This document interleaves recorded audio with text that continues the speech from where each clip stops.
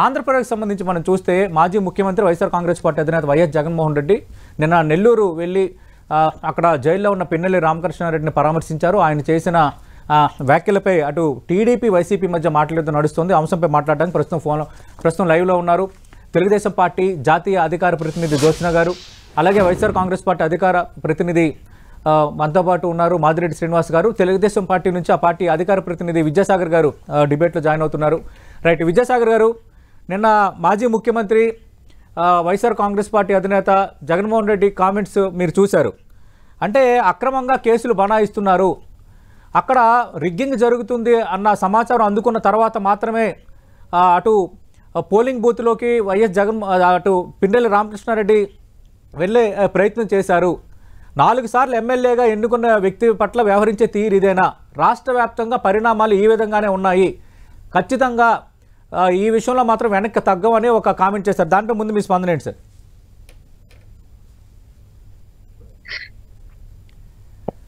జగన్మోహన్ రెడ్డి గారు నిన్న స్టేట్మెంట్ నేను కూడా చూశాను. నేను ఆయన ఏం మాట్లాడుతున్నాడో, ఆయన ఎందుకు మాట్లాడతాడో, ఫ్రస్ట్రేషన్ తట్టుకోలేక మాట్లాడతాడో నాకైతే అర్థం కావటం లే. మొన్నటి వరకునేమో అది మార్ఫింగ్ ఎంట్రీ, లేకపోతే వీడియో బయట ఎట్లా వచ్చింది అన్నారు, ఇంకోటి అన్నారు. ఈ రోజు చూస్తేనేమో అక్కడ రిగ్గింగ్ జరుగుతుంది కాబట్టి పగల కొట్టేశాడు అంటున్నారు. అంటే రిగ్గింగ్ జరిగితే పగల కొడతారండి? ఒక శాసనసభ్యుడు 4 సార్లు ఎన్నికైనటువంటి అభ్యర్థి పగలు పడతాడా? కాబట్టి ప్రొటెస్ట్ చేస్తారు, ఆఫీసర్ కి మొరబెట్టుకుంటారు, ఇంకోటి చేస్తారు. అదే నేరుగా పోయేసి మిషన్ పగలు కొట్టేస్తే అది నిజం. అది దాన్ని సమర్థించే మాజీ ముఖ్యమంత్రి ఈ మనిషినే చూస్తున్నా నేను. అంటే ఏమనుకున్నాడు ఆయన అర్థం కాదు ప్రజాస్వామ్యం అంటే. మళ్ళీ వార్నింగ్ ఒకటి, ఎవరేసారు బీజాలు రాష్ట్రంలో తెలీదు? బీజం వేసింది ఎవరు? అరాచక పరిపాలన తెరదీసింది ఎవరు? రాష్ట్రంలో ఇలాంటి సంఘటనలకు మార్గదర్శకుడు ఎవరు? ప్రతి నియోజకవర్గంలో నీ ఎమ్మెల్యేలు కాదు, మాజీలు. నువ్వు పిచ్చి పిచ్చి మాటలు మాట్లాడతావేంది? నువ్వు పగలగొడితే తప్పు జరిగిపోయింది, పొరపాటు జరిగిపోయింది అని చెప్పాలి గాని, ఆవేశాలు చేశారని చెప్పాలి గాని, రిగ్గింగ్ జరుగుతుంది కాబట్టి పోయి మిషన్ పగలు కొట్టేస్తావా? ఎవరు చెప్పారు రిగ్గింగ్ జరిగిందని నీకు? 307 10 రోజుల తర్వాత 307 పెట్టారంట. నువ్వు అక్కడ అధికారులు బెదిరించి 14 రోజుల తర్వాత నిన్న ముఖ్యమంత్రి చేసిన వ్యాఖ్య విద్యాసాగర్ గారు, మే 14న ఘటన జరిగితే 9 రోజుల తర్వాత రామకృష్ణారెడ్డిపై హత్యాయత్నం కేసు పెట్టారు. ఒక పథకం ప్రకారమే కేసులు పెడుతున్నారు, ఈ కొత్త సాంప్రదాయానికి తెరలేపుతున్నారు, ఇదే మాదిరిగా కొనసాగితే ఇది ఒక వేరే సాంప్రదాయానికి నాంది పలుకుతుందంటూ ఒక కామెంట్ కూడా చేశారు. నేను అదే మాట చెప్తున్నా సతీష్ గారు, ఈ సాంప్రదాయం మొదలు పెట్టింది ఎవరు? ఎవరు మొదలు పెట్టారు? అరాచక పాలనకు తెరదీసిందే నీ వాళ్ళు, నువ్వు నీ వాళ్లే కదా. 14 రోజుల తర్వాత 14 రోజులు నేరం జరిగి కప్పి పెట్టి మూసి పెడితే బాధితులు భయపడి కంప్లైంట్ ఇవ్వకపోతే 14 తర్వాత కంప్లైంట్ ఇస్తే ఎఫ్ఐఆర్ చేశారు. సీఎం మీద దాడి జరిగింది అబద్ధమా? ఒక మహిళ మీద దాడి జరిగింది అబద్ధమా? లేకపోతే నీ పిన్నెల్లి రామకృష్ణారెడ్డి అనే మనిషి ఈవీఎం పగలగొట్టింది అబద్ధమా? అప్పుడు కంప్లైంట్ ఇవ్వలేదు కాబట్టి 14 తర్వాత కంప్లైంట్ ఇస్తే, కన్ఫెషన్ స్టేట్మెంట్ ఇస్తే, ఎఫ్ఐఆర్ లో అమెండ్మెంట్ జరిగితే నీకు 14 రోజుల తర్వాత చేయకూడదా? నీ పిన్నెల్లి రామకృష్ణారెడ్డి క్యారెక్టర్ ఎంతో తెలుసు కదని అందరికీ. పిన్నెల్లి రామకృష్ణారెడ్డి నియోజకవర్గంలో 2019 ఎలక్షన్ అయిన తర్వాత మా వాళ్ళు ఒక విషయం మీద పరామర్శకు వెళ్తే ఏం జరిగిందో తెలీదా? ప్రపంచం మొత్తం చూడలేదా? నువ్వా మాట్లాడేది? రైట్, మాట్లాడదాం దానిపై. ఎవడేసాడు ఈ రాష్ట్రంలో అరాచక పాలన? ఎవడు బీజం వేశాడు? మాట్లాడాలంటే మాదిరెడ్డి శ్రీనివాస్ గారు, అసలు ఈ సంస్కృతికి బీజం వేసిందే మీరే కదా, మళ్ళీ మీరిప్పుడు మాట్లాడడం ఏంటి? ఇది టీడీపీ అడుగుతున్న ప్రశ్న ఒకటి. రెండోది, ఈవీఎం పగలగొట్టడాన్ని ఒక మాజీ ముఖ్యమంత్రిగా జగన్మోహన్ రెడ్డి ఏ విధంగా సమర్థిస్తారు? నిన్న సోమిరెడ్డి చంద్రమోహన్ రెడ్డి మాట్లాడారు, ఈరోజు విద్యాసాగర్ గారు ప్రస్తావిస్తున్నారు. రిగ్గింగ్ జరుగుతుందని చెప్పి పగలగొట్టడానికి వెళ్ళారన్న కామెంట్ పైన టీడీపీ నేతలు సీరియస్గా రియాక్ట్ అవుతున్నారు. సతీష్ గారు, ముందుగా మీకు 10 టీవీ వీక్షకులకు, తోటి ప్యానలిస్ట్ విద్యాసాగర్ గారికి గుడ్ మార్నింగ్ అండి. Good morning sir. ఇక్కడ వాళ్ళ ఆలోచన విధానం, వాళ్ళ అహంకార ధోరణి కొనసాగుతూనే ఉంది. మాజీ ముఖ్యమంత్రిని పట్టుకొని ఏకవచనంతో వాడు వీడు అనేటటువంటి భాష ఉపయోగిస్తా ఉన్నారు. వాళ్ళ విజ్ఞత అది వాళ్ళకి. ఎందుకంటే వాళ్ళ పై నాయకుల నుంచి వచ్చినటువంటి సాంప్రదాయం అది. అదే సాంప్రదాయాన్ని డిబేట్స్ లో కూడా వీళ్ళు కొనసాగిస్తా ఉన్నారు. సరే, నేనేమంటున్నానంటే అసలు నిన్న జగన్మోహన్ రెడ్డి గారు ములాఖత్ పెట్టుకుంటే జగన్మోహన్ రెడ్డి గారు ములాఖత్నే ఆపేయాలని చూశారు. జగన్మోహన్ రెడ్డి గారు బయలుదేరి సగం దూరం వచ్చిన తర్వాత కాకాణి గోవర్ధన్ రెడ్డి గారికి ఫోన్ చేసి మీ ములాఖత్ క్యాన్సిల్ అయిందండి, మీరు రావద్దు అని చెప్పారు. అంటే మాదిరెడ్డి గారు ములాఖత్ అంశాన్ని ప్రస్తావించారు కాబట్టి నేను మీకు ఒక వివరణ ఇవ్వదలుచుకున్నాను. నిన్న హోంమంత్రి అనిత ఆమె కొన్ని కామెంట్స్ చేశారు. ఆమె చెప్పింది ఏంటంటే ఆల్రెడీ పిన్నెల్లి రామకృష్ణారెడ్డికి ములాఖతులు ఎన్ని ఛాన్సులు ఉంటాయి, ఆ ఛాన్సులు మొత్తం ముగిసిపోయాయి. అయినప్పటికీ కూడా ఒక మాజీ ముఖ్యమంత్రిగా జగన్మోహన్ రెడ్డి కలవాలని అనుకుంటున్నారన్న ఇన్ఫర్మేషన్ వచ్చిన తర్వాత అనుమతి ఇవ్వమని చెప్పాము, మేము అనుమతి ఇచ్చాము. ఇది ఆమె నిన్న ఇచ్చిన వివరణ. సార్, అది పచ్చాబద్ధము. రేపు నేను అదే విధంగా ఒక మాజీ జెడ్పీటీసీ, మరొక మాజీ డైరెక్టరు, ముగ్గురు ములాఖత్ మాకు ఇచ్చారు, మేము వెళ్ళబోతా ఉన్నాం. ఇవన్నీ అబద్ధాలు, మీడియా సాక్షిగా అబద్ధాలు చెప్పేవాళ్ళ సంగతి కాసేపు పక్కన పెట్టండి. విషయానికి వస్తే ములాఖత్ క్యాన్సిల్ చేశామని చెప్పిన వాళ్ళు, సరే మీరు క్యాన్సిల్ ఇచ్చుకుంటారు, మీ అనవసరం అండి, మేము బయలుదేరాము, అక్కడ జనం కూడా వచ్చి ఉన్నారు అంటే వాళ్ళు చెప్పిన కారణం అదే, విపరీతంగా జనం వచ్చారండి, ఇంతమంది జనంలో మేము ఇవ్వలేము అని చెప్పారు. సరే, జనం వచ్చి ఉన్నారు, ఆ జనానికే మేము ప్రెస్ మీట్ పెట్టుకొని వెళ్ళిపోతాం అని చెప్పేసి అంటే మళ్ళీ ఏమనుకున్నారో 10 నిమిషాల్లో సరే రండిలే సార్ ఓకే అన్నారులేండి. అంటే పోలీసులు గాని వ్యవస్థ గాని వాళ్ళ కంట్రోల్లో వాళ్ళు ఇండివిజువల్ గా చేయటం లేదు, పైన ఏదో ఆర్డర్స్ వస్తే ఆర్డర్స్ ప్రకారం చేస్తా ఉన్నారు అనేది తేటతెల్లమవుతున్నటువంటి అంశం. మాదిరెడ్డి గారు, ఇక రెండోది ఈవీఎం పగలగొట్టడం మాజీ ముఖ్యమంత్రి జగన్మోహన్ రెడ్డి ఎలా సమర్థిస్తారు? ఇది టీడీపీ అడుగుతున్న స్ట్రైట్ క్వశ్చన్. రిగ్గింగ్ జరుగుతుందని తెలిపితే సంబంధిత అధికారులకి కంప్లైంట్ చేయొచ్చు, దానికి ఒక ప్రొసీజర్ ఉంటుంది. కానీ ఈవీఎం పగలగొడతారా? 4 సార్లు గెలిచినంత మాత్రాన, ఎమ్మెల్యే అయినంత మాత్రాన ఈవీఎం పగలగొడతారా? ఈవీఎం ని పగలగొట్టడాన్ని జగన్మోహన్ రెడ్డి గారు సమర్థించలేదు. అక్కడ జరిగింది ఏంటంటే ఈవీఎం ఏదైతే అక్కడ రిగ్గింగ్ జరిగిందో, రిగ్గింగ్ అనేక రకాలైనటువంటి ఫిర్యాదులు పోలీసు డిపార్ట్మెంట్ వారికి ఇచ్చినప్పటికీ కూడా ఎవరు పట్టించుకోకపోతే లోపలికి వెళ్లాల్సి వచ్చింది అనేటటువంటి అక్కడ కాన్ఫర్ట్ పొజిషన్ అక్కడ చెప్పారు, ఆయన వివరించారు. అంతేకాకుండా ఆ కేసు మీద బెయిల్ వచ్చింది ఆయనకు ఆల్రెడీ. ఈవీఎం పగలగొట్టినటువంటి కేసు మీద బెయిల్ వచ్చింది. సిఐ నారాయణ గారిని పగలగొట్టిందే నిజం కాదా అని చెప్పేసి ఇప్పుడు విద్యాసాగర్ గారు అన్నారు. కారంపూడి వచ్చాడు కనుక్కోమనండి, పచ్చి అబద్ధం అది. ఆయన మీద ఎవ్వరూ దాడి చేయలేదు. ఆయన మీద అప్పటికప్పుడు అనుకోని మాదిరెడ్డి గారు బెయిల్ వచ్చింది కాబట్టి ఈవీఎం పగలగొట్టడంలో తప్పులేదంటారా? ఏమంటే ఈవీఎం ను పగలగొట్టడంలో తప్పు ఉందనేటటువంటి మీరు అంతకు ముందు జరిగినటువంటి కనీసం దళితుల్ని, బీసీ వర్గాల్ని పోలింగ్ స్టేషన్ కి రానియకుండా తరిమి వేయటంలో తప్పు లేదా? మాదిరెడ్డి శ్రీనివాసరెడ్డి గారు, మాదిరెడ్డి శ్రీనివాస్ గారు, ఇక్కడ ఇష్యూ ఏంటంటే ఈవీఎం పగలగొట్టారన్న దాని మీద ఇష్యూ, మేజర్ ఇష్యూ దాని చుట్టూ ఉన్నది. మీరు దానికి తప్ప కారణాలు మీరు చెప్తున్నారు.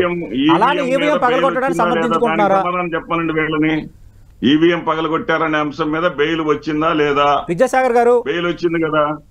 బెయిల్ వచ్చినా గానీ వీళ్ళు అదనపు కేసు పెట్టేసి సిఐ నారాయణ గారి ద్వారా కేసు పెట్టించింది నిజమా కాదా?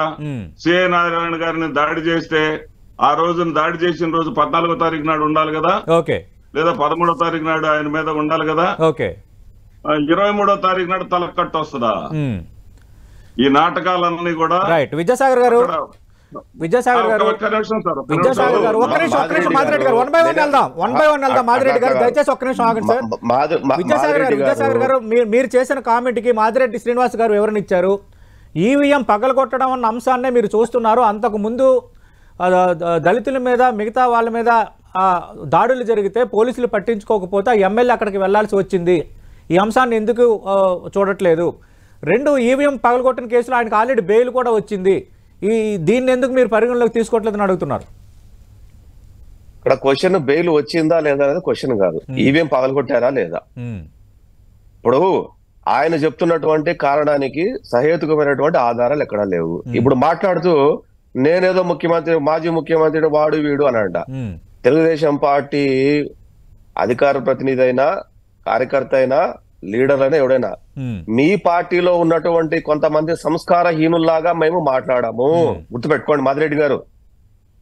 అమ్మా మొగుళ్ళు, అక్క మొగుళ్ళు, చెల్లి మొగుళ్ళు, వాడమ్మ మొగుళ్ళు, దాడులు, పార్టీ ఆఫీసు పగలగొట్టడాలు, మాజీ సీఎం ఇంటిని, ప్రస్తుత ముఖ్యమంత్రి ఇంటిని ముట్టడించడాలు,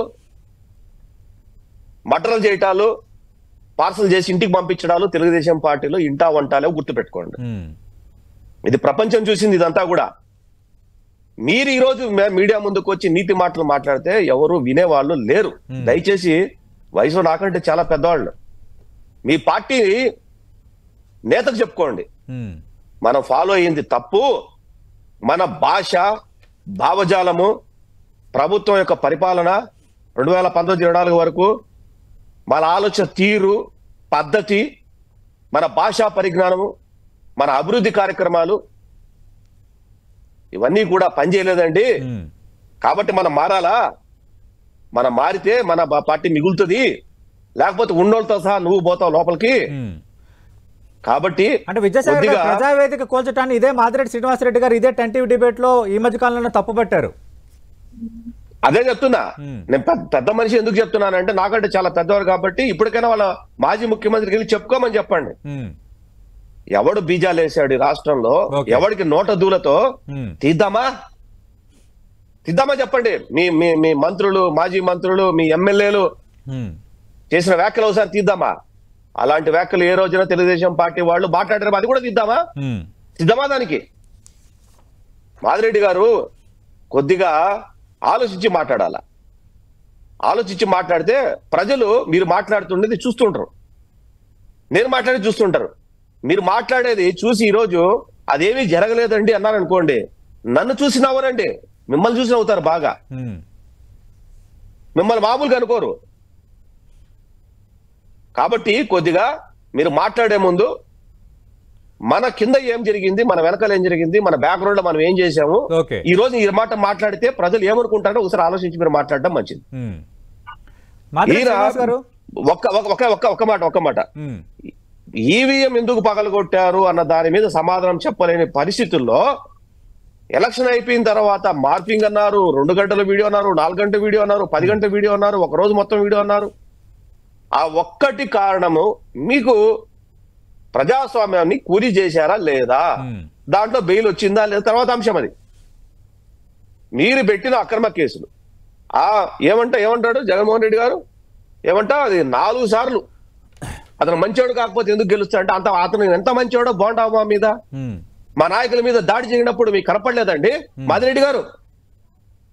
దాడి చేసేటువంటి వ్యక్తి మున్సిపల్ చైర్మన్ చూడు కనపడలేదా? ఎంత మంచోడో మీ పిన్నెల్లి రామకృష్ణారెడ్డి గారు ఎంత మంచోడో తెలీదు మాకు, ప్రపంచం అంతా చూడలేదు ఎంత మంచోడో. రైట్. మాదిరెడ్డి గారు నిన్న మీ పార్టీ అధినేత ఒక కామెంట్ చేశారు, అటు చంద్రబాబు నాయుడు పథకాల వల్ల ఓటమి పాలయ్యాము అని, అంటే ప్రజా వ్యతిరేకత వల్ల ఓటమి పాలయ్యామని మీరు ఇప్పటికీ ఒప్పుకోరా? కేవలం చంద్రబాబు నాయుడు పథకాల వల్ల, మేనిఫెస్టోల వల్లే ప్రజలు మొత్తం చంద్రబాబు నాయుడుకి ఓటేశారంటారా? దీనిపై మీ కామెంట్ ఏంటి? మీరు అడిగే ప్రశ్నకు సమాధానం చెప్పబోయే ముందు వారు ఏదో తెలుగుదేశం పార్టీ ఏదో పునీతులైనట్టు, వైఎస్ఆర్సీపీ వాళ్ళు మాత్రమే నోరు బారేసుకున్నట్టు విద్యాసాగర్ గారు మాట్లాడిన దానికి నేను ముందు బూతుల సంస్కృతి స్టార్ట్ చేసింది శాసనసభ సాక్షిగా బోండా ఉమ్మ అని గుర్తు చేశారు నాకు ఆయన కూడా సమయానికి. బోండా ఉమ్మ ఏమన్నారో ఒకసారి వైఎస్ఆర్సీపీ ప్రతిపక్షంలో ఉండగా బోండా ఉమా గారు ఏమన్నారో ప్రతిపక్ష ఎమ్మెల్యేల గురించి ఒకసారి గుర్తు తెచ్చుకోమనండి. నా డాష్ కొడకల్లారా అన్నాడు. ఏది శాసనసభలో మీ దగ్గర నుంచి సాంప్రదాయాలు నేర్చుకోవాల్సినటువంటి పరిస్థితి లేదు. ఏదైనా సరే కొద్దిగా మా పార్టీలో ఎవరైనా బూతులు మాట్లాడిన వాళ్ళు ఉంటారు, బీజాలు మీ దగ్గర నుంచి వచ్చిన వాళ్లే మాట్లాడారు తప్ప తెలుగుదేశం పార్టీ తో పుట్టి పెరిగిన వాళ్లే బూతులు మాట్లాడారు తప్ప కొత్తగా వచ్చిన వాళ్ళు ఎవరు వైఎస్ఆర్సీపీ వాళ్ళు ఎవరు కూడా మాట్లాడలేదు. వైఎస్ఆర్ కాంగ్రెస్ పార్టీ అంశాన్ని పక్కదో పట్టి పక్కన పెట్టి ఎంత తెలివిగా డిబేట్ చేయాలో మాదిరెడ్డి గారు అంత తెలివిగా డిబేట్ చేస్తున్నారు. మాదిరెడ్డి గారు నేను మీకు ఒక ప్రశ్న అడిగాను సార్. నేను మీకు ఒక ప్రశ్న అడిగాను, అంటే కేవలం చంద్రబాబు నాయుడు పథకాల వల్ల వాళ్ళు విజయం సాధించారు అని ఒక కామెంట్ చేశారు. ఇక్కడ మా ఫుడ్ స్టెప్స్ లో ఫుడ్ స్టెప్స్ లోనే అడుగు పెడుతున్నటువంటి చంద్రబాబు నాయుడు గారికి అభినందనలు. చంద్రబాబు నాయుడు గారు ఏదైతే మొట్టమొదటి జగన్మోహన్ రెడ్డి గారు అధికారంలోకి వచ్చిన వెంటనే పెన్షన్స్ మీదే దృష్టి సారించారు, అదే విధంగా పెన్షన్స్ మీద మాత్రమే ఆయన దృష్టి సాధించి మా విధానంగా మా హయాంలో మేము నియమించినటువంటి 1,34,000 మంది సచివాలయ ఉద్యోగస్తుల ద్వారా పెన్షన్స్ ఇవ్వగలిగారు. అయితే 2 రోజుల్లో ఇచ్చేసి 3 రోజుల తర్వాత పెండింగ్ లో ఉన్నటువంటి వాళ్ళు అయిపోయినాయి వెనక పంపించేసాం లేవని చెప్పేసి దాదాపు 72,000 మందికి పెన్షన్స్ ఆపారు. ఆ 72,000 మందికి మరి ఇస్తారో లేదో కాలం చెప్పాలి. మా ఫుడ్ స్టెప్స్ లో వెళుతూ ఉన్నటువంటి సందర్భంలో జగన్మోహన్ రెడ్డి గారు ఏమన్నారంటే, మీరు మా స్టెప్స్ లో మీరు వస్తున్నారు కాబట్టి ఏది మీ హయాంలో అమలులో ఉన్నటువంటి మీ పథకాన్ని మేము టెన్షన్ గా స్టార్ట్ చేశాం, మా హయాంలో అమలులో ఉన్నటువంటి పథకాలను కూడా మీరు టెన్షన్ గా స్టార్ట్ చేయండి. అంటే మాదిరి శ్రీనివాస్ గారు నేను అడుగుతుంది అదే, అంటే కేవలం చంద్రబాబు నాయుడు ప్రకటించిన పథకాల వల్లే మీరు ఓడిపోయారా? అసలు ప్రజా వ్యతిరేకత మీపై లేదంటారా? నిన్న మీ పార్టీ అధినేత కామెంట్లు ఎట్లా చూడాలి సార్? ఇక్కడ ఒక చిన్న విషయం సార్, చిన్న పోలికతో మీకు చెప్తా. 2 చీరలు ఒక షాప్ లో ఉచితంగా ఇస్తున్నారు సార్. 2 చీరలు కాకుండా ఇంకొక షాప్ లో 3 చీరలు ఉచితంగా ఇస్తా ఉన్నారు. 2 చీరలు ఉచితంగా ఇచ్చే వాళ్ళని చెడు అనరు ఇక్కడ. 2 చీరలు ఉచితంగా ఇచ్చిన ఆయన దగ్గర ఆస్వాదించారు, తీసుకున్నారు, కొన్నేళ్లుగా అనుభవించారు. 3 చీరలు ఇస్తానన్న వాళ్ళ దగ్గరికి సహజంగా వెళతారు. అది జగన్మోహన్ రెడ్డి గారు చెప్పింది. మీరు ఇస్తామన్నవి ఇవ్వండి, మీరు ఆశలు పెట్టారు ఇవ్వండి. మీరు పెట్టిన ఆశల వల్ల 10% షిఫ్ట్ అయ్యారు. మీరు పెట్టిన ఆశల వల్ల ఒక 10% షిఫ్ట్ అయ్యారు. ఆ షిఫ్ట్ అయిన వాళ్ళ ఆశల మేరకు మీరు పని చేయండి. మా మీద దాడులు ఈ చేయటం కాదు పరిపాలన అంటే. రైట్ విద్యాసాగర్ గారు చంద్రబాబు నాయుడు పాపం పండుతుంది, ప్రజలు బుద్ధి చెప్పే రోజులు వస్తాయని నిన్న మాజీ సీఎం ఒక కామెంట్ చేశారు. మొట్టమొదటిగా ఆయన పాపం పండకుండా చూడండి ఆ కేసుల్లో, తర్వాత మాట్లాడొచ్చు చంద్రబాబు నాయుడు గురించి, ఇంకొక నాయకుడి గురించి, ఇంకోటి గురించి. అసలు స్కీముల గురించి అంటే పథకాల గురించి వీళ్ళేదో కొత్తగా మొదలు పెట్టినట్టు, వీళ్లే దానికి ఆద్యులైనట్టు మాట్లాడడం అన్నది అసహ్యంగా కనపడుతుంది. చాలా ప్రతిసారి కూడా అసహ్యం కనపడుతుంది. అదంతా వినడానికి కూడా చాలా అసహ్యంగా ఉంటది. సంక్షేమ పథకాలు 7.5 డెకేడ్స్ నుంచి ఉన్నాయి దేశంలో, రాష్ట్రాల్లో. అందరూ అనుభవించిన వాళ్ళే, మా ముందు తరం కూడా అనుభవించారు. విద్యాసాగర్ గారు సమయం అయింది. ఇది అంతా కూడా ఇట్లా చెప్పుకోవటం, నేను చెప్తున్నాను కనీసం మాదిరెడ్డి లాంటి వాళ్ళైనా, కొంత డీసెంట్ గా ఉండేటోళ్ళైనా దీన్ని ఆపేసేయండి దయచేసి. మేం చేశాం అన్నది చెప్పేయడం మానేసేయండి దయచేసి. అట్లా చెప్పడం వల్ల మీరేదన్నా ఎంతో కొంత చేస్తుంటే అది కూడా జేబులో బాబు జేబులో నుంచి ఏమైనా ఇచ్చామని అడిగే పరిస్థితి తీసుకొచ్చుకోవద్దండి. ఇదేం మీ సొత్తు ఇవ్వాలా, ఈ రోజు మేము ఇచ్చేది ప్రభుత్వం సంపాదించి, మేము అప్పులు చేయకుండా సంపాదించి ఇవ్వాలనేది మా భావన. మీరు చేసినటువంటి ఖజానా ఖాళీకి ఇది రాష్ట్రం కుదురుకోవాలంటే 3 సంవత్సరాలు పడుతుంది. 3 సంవత్సరాలు. 1983లో రామారావు గారు 35 రూపాయలతోటి మొదలు పెట్టారు. ఎవరు ఫుడ్ స్టెప్స్ లో వెళ్తున్నారు? పక్కా గృహాలు దేశంలో మొట్టమొదటిగా స్టార్ట్ చేసి రామారావు గారు, తెలుగుదేశం పార్టీ. ఎవరు ఫుడ్ స్టెప్ లో వెళ్తున్నారు? బీసీలకు అగ్రపీఠం వేసిండేది, బీసీలకు తీసుకొచ్చి కూర్చోబెట్టారు తెలుగుదేశం పార్టీ. మీరు కనీసం మీరైనా ఈ ఊపదంపుడు ఉపన్యాసాలు మానేసి నాయకుడికి అయ్యా ఇది కాదు, ఇంకో రకంగా వెళ్ళాలని చెప్పినా చెప్పండి మీలాంటి వాళ్ళు అయినా. రైట్ సమయం కూడా అయిపోయింది. థ్యాంక్ యూ మాదిరెడ్డి గారు, థ్యాంక్ యూ విద్యాసాగర్ గారు.